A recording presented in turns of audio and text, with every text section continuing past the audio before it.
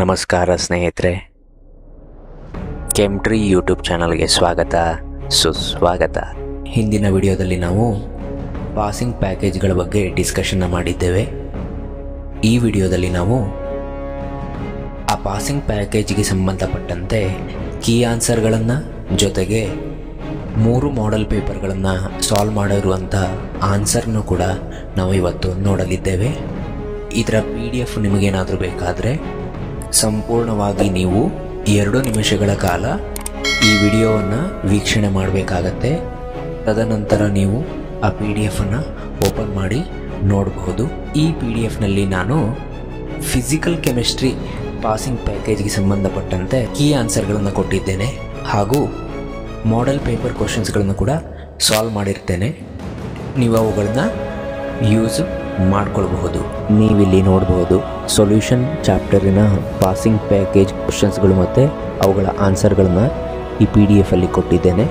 ನೋಡ್ಬೋದು ಯಾವ ರೀತಿಯಾಗಿ ಆನ್ಸರ್ಗಳನ್ನು ನೀವು ಬರೀಬೇಕು. ಅದೇ ರೀತಿ ನೀವು ಪ್ರಾಕ್ಟೀಸ್ ಕೂಡ ಮಾಡಬೇಕಾಗತ್ತೆ.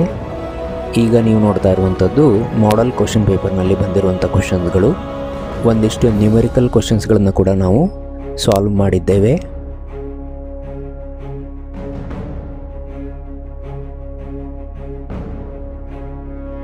ನೆಕ್ಸ್ಟ್ ಟಾಪಿಕ್ ಅಂತ ಬಂದರೆ ಎಲೆಕ್ಟ್ರೋಕೆಮಿಸ್ಟ್ರಿ.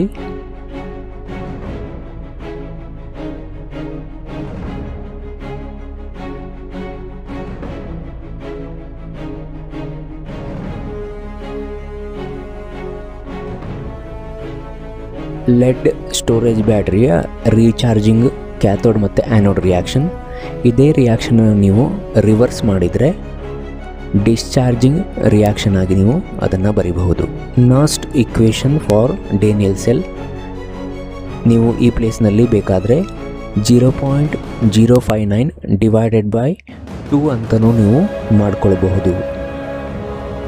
ಮಾಡೆಲ್ ಪೇಪರ್ನ ಆನ್ಸರ್ಗಳು.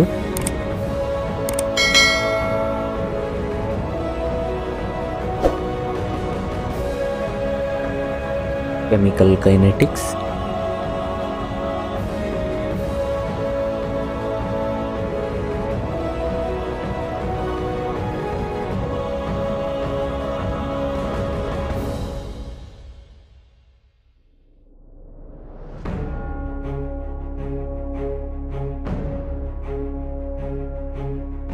ನ್ಯೂಮೆರಿಕಲ್ಸ್ಗಳನ್ನು ನೋಡಬಹುದು ನೀವು.